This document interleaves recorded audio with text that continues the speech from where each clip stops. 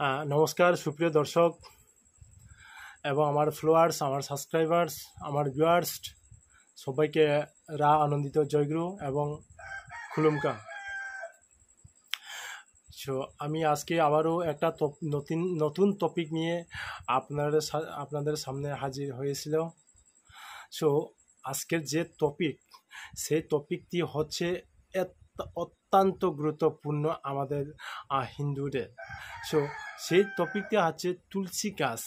তুলসী গাছ কি এবং তুলসী গাছকে আমরা কেন ব্যবহার করি, তুলসী গাছকে আমরা কেন পূজা করি।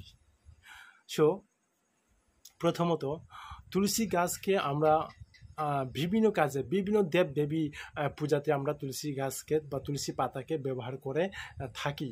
সো সেই তুলসী গাছকে আমরা কিভাবে পূজা করা, সেই তুলসী গাছকে আমরা আমাদের ঘরে, আমাদের বিটেতে কোন সাইটে সেটা লাগানো হয় এবং সেটা কোন সাইটে লাগালে আমাদের শুভ বলে মনে হয়। সো তুলসী গাছ আমরা আমাদের মূর্খ দুয়ারের ঢোকার ডান দিকে সবসময় তুলসী গাছ লাগাবেন। কোনোদিন মূর্খ দুয়ারের ঢোকা বাম দিকে লাগাবেন না। তুলসী গাছ আপনি আপনার ঘরের মেন দরজার প্রধান যে দুয়ারের ঢোকার ডান দিকে সবসময় রাখতে চেষ্টা করবেন। সেটাই শুভ বলে মনে হয় বাস্তুশাস্ত্রে। সো আপনি কখনো বাম দিকে লাগাবেন না। আর তুলসী গাছ এখানে যেখানে লাগাবেন না সেটা কিন্তু শুভ বলে মনে হয় না। সো আমার ভিউয়ার্স এবং আমার ফলোয়ার্স, আমার শ্রোতাদের আমি জানিয়ে রাখতে চাই এটাই, আপনারা সবসময় চেষ্টা করবেন যে তুলসী গাছ সবসময় হাতের ডান দিকে এবং মূর্খ দুয়ারের ঢোকার ডান দিকে রাখা। ভুল করেও বাঁদিকে তুলসী গাছ লাগাবে না।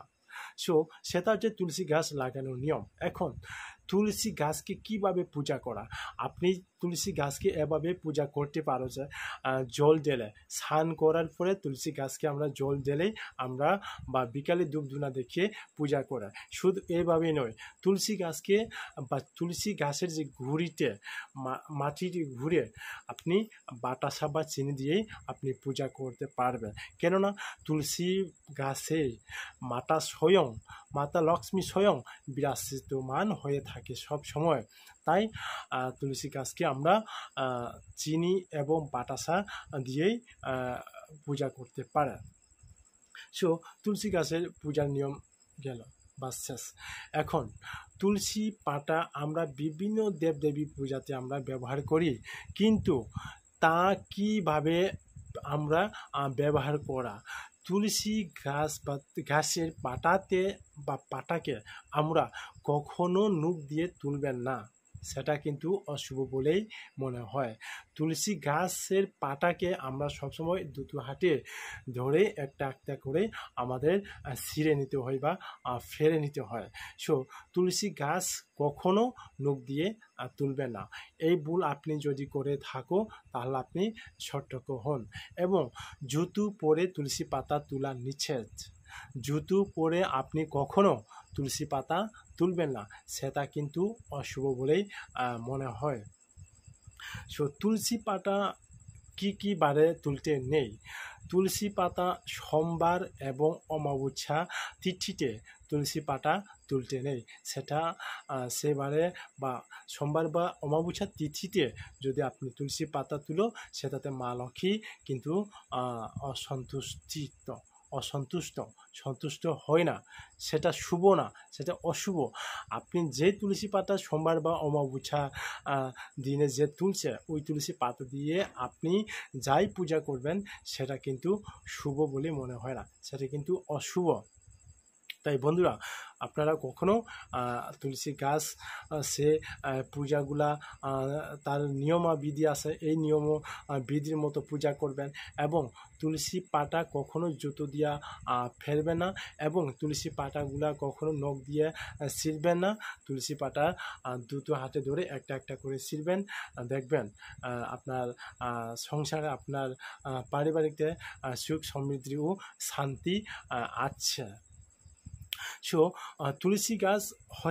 তুলসী গাছ এমন একটা গাছ, কিন্তু তুলসী গাছ হচ্ছে হিন্দুদের একটা চিহ্ন বা হিন্দুদের একটা প্রতীক। তাই আমরা আমাদের হিন্দুদের ঘরে ঘরে আমরা তুলসী গাছ মাতা লক্ষ্মী তুলসী গাছকে আমরা পূজা করে থাকে। আশা করি বন্ধুরা আমার এই ভিডিওটি মনোযোগ সহকারে শুনবে এবং বুঝবে।